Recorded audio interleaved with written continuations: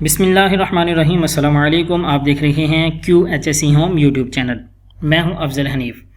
आज का टॉपिक बहुत ही डिमांड किया गया टॉपिक है, क्योंकि आजकल अरामको की वैकेंसीज़ इतनी ज़्यादा हैं कि लोग मुख्तलिफ़ कंपनीज़ जो हैं वो अपने इंटरव्यूअर को कंट्रीज़ में भेज रही हैं ताकि वहाँ से वो इंटरव्यू करके लाएँ।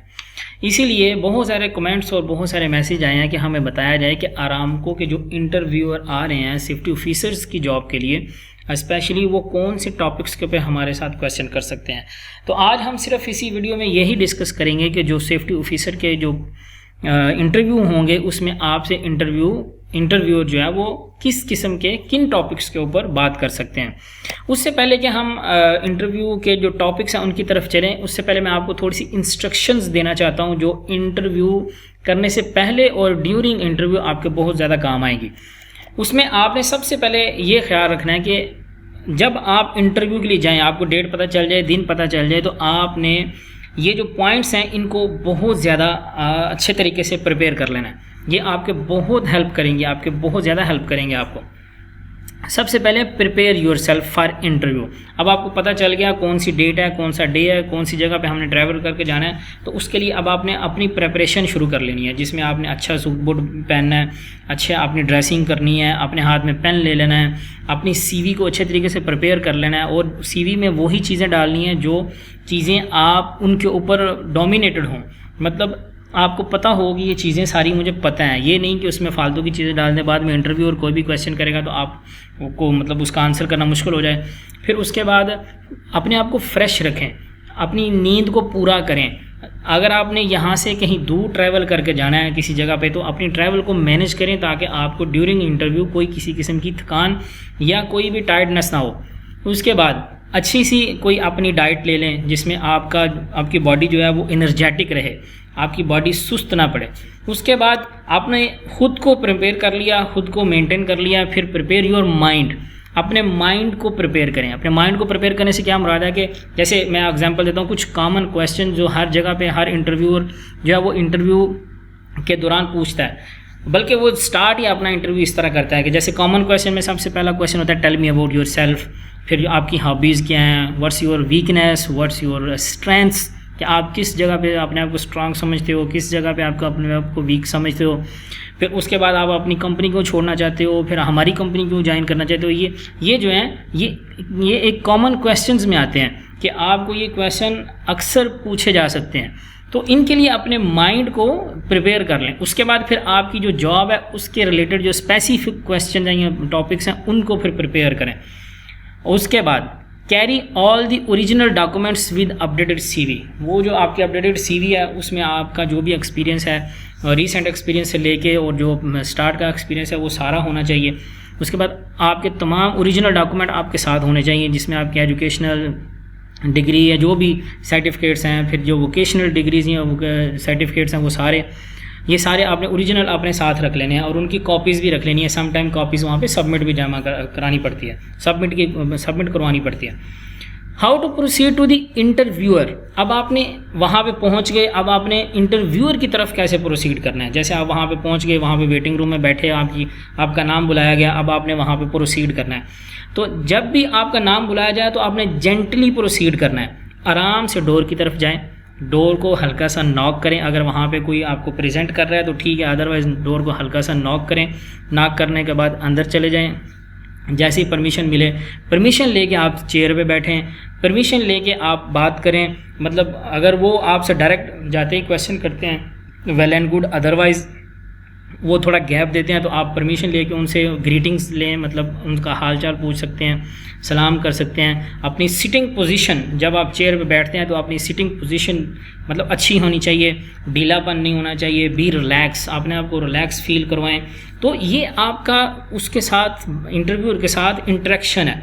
उस इंटरेक्शन के दौरान फिर आपने आगे बातचीत भी करनी है उसके साथ बातचीत कैसे करनी है, आराम से बोलें, जेंटली स्पीक, जेंटली, उस स्लोली, आराम से उसकी बात भी सुने। आपको बात उसकी समझ आ रही है तो फिर उसका आंसर करें, अगर बात समझ नहीं आई तो उसको दोबारा पूछ सकते हैं। अगर क्वेश्चन नहीं समझ आया तो आराम से उसको दोबारा पूछ सकते हैं। लेकिन अगर कुछ ऐसे क्वेश्चंस हैं जो आपको बिल्कुल नहीं पता, तो आप उसके ऊपर कहानी मत बनाएं, झूठ मत बोलें, आप उसको जेंटली बोल दें कि सर नहीं, मुझे ये इसका आंसर नहीं आता। और कोशिश करें कि जिस लैंग्वेज में इंटरव्यूअर आपसे बात कर रहा है उसी लैंग्वेज में आप उसको आंसर करें। ये नहीं कि वो उर्दू में या हिंदी में बात कर रहा है, आप इंग्लिश शुरू हो जाएँ, फिर बाद में जब वो इंग्लिश पे आएगा तो आपकी इंग्लिश क्या पता ख़त्म हो जाए।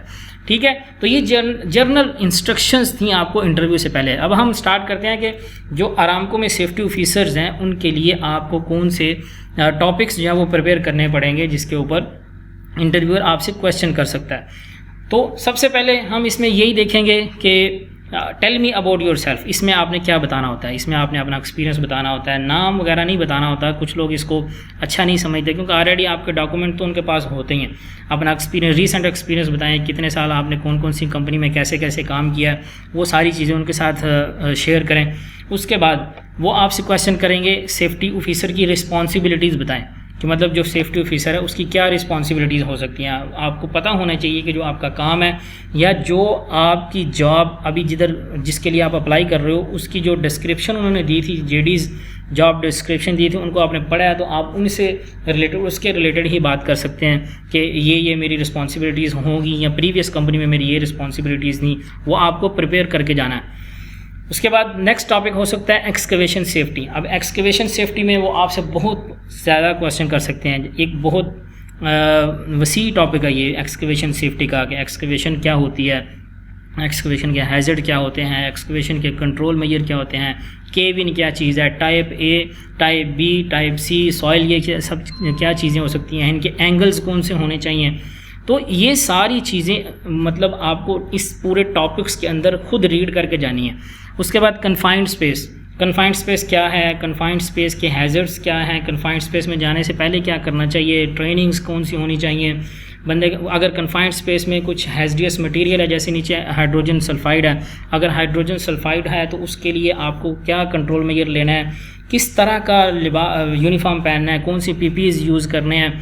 तो कन्फाइंड स्पेस के रिलेटेड आपको पूरा टॉपिक तैयार करना है। स्पेशली जो कॉमन क्वेश्चन इसमें कन्फाइंड स्पेस के रिलेटेड और एक्सकवेशन के रिलेटेड पूछा जाता है वो यही पूछा जाता है कि व्हाट आर दी हैज़र्ड्स, जो कॉमन हैज़र्ड्स होते हैं। कुछ लोग क्या होता है कि कॉमन हैज़र्ड्स के ऊपर ज़्यादा कंसिडरेशन करते हैं और कुछ स्पेसिफिक के ऊपर।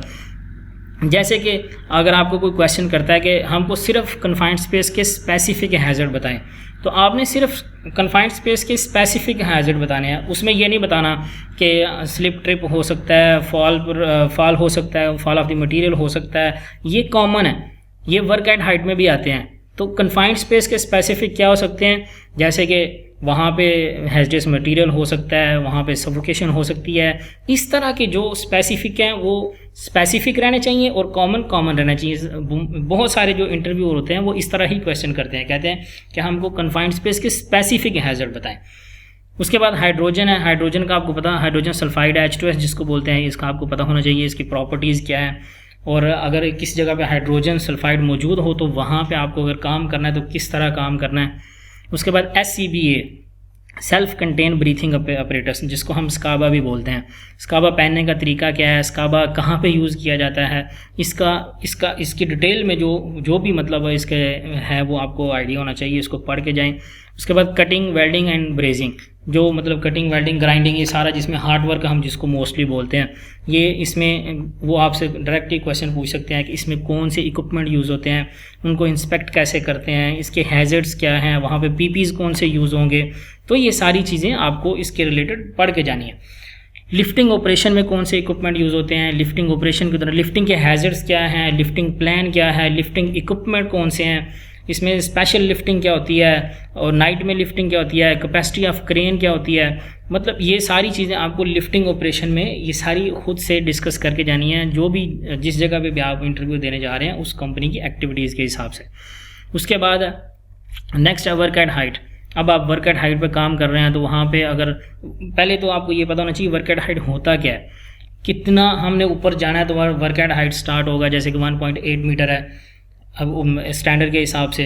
तो उसके बाद आपको 1.8 मीटर के बाद आपको क्या चाहिए, हार्नेस पहननी है आपको, वहाँ पे स्कैफोल्डिंग है, या आप किस जगह पे किस सरफेस पे काम कर रहे हैं, किस जगह पे काम कर रहे हैं उसके हिसाब से। फिर उसके वर्क एट हाइट के हैजर्ड्स क्या हैं, कंट्रोल मेजर क्या हैं, वहाँ पे कौन कौन से पीपीज यूज़ होंगे, वहाँ पे कौन से प्रिकॉशंस लेने हैं। हर एक के साथ वही चीज़ें हैं, मतलब कॉमन चीज़ें हैं कि इसके हैजर्ड्स क्या हैं, इसके कंट्रोल मेजर क्या हैं, इसके प्रिकॉशंस क्या हैं, इसका तरीका क्या है, ये क्या चीज़ है। तो ये 4-5 क्वेश्चन हर एक के साथ जुड़े होंगे। एंड हीट स्ट्रेस है, अब आपको हीट स्ट्रेस का पता होना चाहिए, जो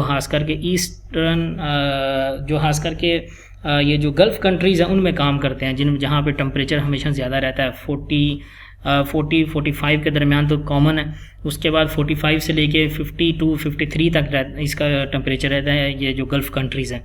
तो उनमें हीट स्ट्रेस का बहुत ज़्यादा प्रॉब्लम होता है। अब हीट स्ट्रेस क्या है, जब आप गर्मी में काम करते हैं तो उस गर्मी में काम करते हुए आपको डिहाइड्रेशन हो जाना या उसकी वजह से कोई बीमारी लग जाना, आपको डिजीनेस फील होना, नोज़िया होना, इस तरह की जो बीमारी होती हैं ये सारा हीट स्ट्रेस प्रोग्राम के अंदर आती हैं।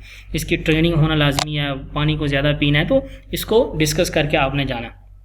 फायर क्या चीज़ है, फायर क्लासिफिकेशन है वो कौन सी हैं, फायर ट्रायंगल क्या है, उसके एलिमेंट कौन से हैं, पहले 3 एलिमेंट थे, उसके बाद 4 एलिमेंट हो गए, वो रिएक्शन कैसे करते हैं। फायर के ये डिफरेंट स्टैंडर्ड होते हैं हर ऑर्गेनाइजेशन के, अरामको के थोड़े डिफरेंट हैं। ये जब भी आप इंटरव्यू के लिए जाएं तो फायर को स्पेशली पढ़ कर जाएं, ताकि ये दूसरे जो कॉमन यूज़ होते हैं स्टैंडर्ड उनसे थोड़ा डिफ़र करता है। स्कैफोल्डिंग क्या है, स्कैफोल्डिंग में कौन से पार्ट्स यूज़ होते हैं, कौन बना सकता है, कौन कौन सा सुपरवाइज़र है, कौन कौन सी स्कैफोल्डिंग यूज़ होती है। उसके बाद हायरार्की ऑफ कंट्रोल आपको पता ही है, elimination, substitution up to PPs के हायरार्की, हर चीज़ का कंट्रोल जो है वो हायरार्की ऑफ कंट्रोल के हिसाब से बनाया जाता है, कोई भी कंट्रोल मेजर हो।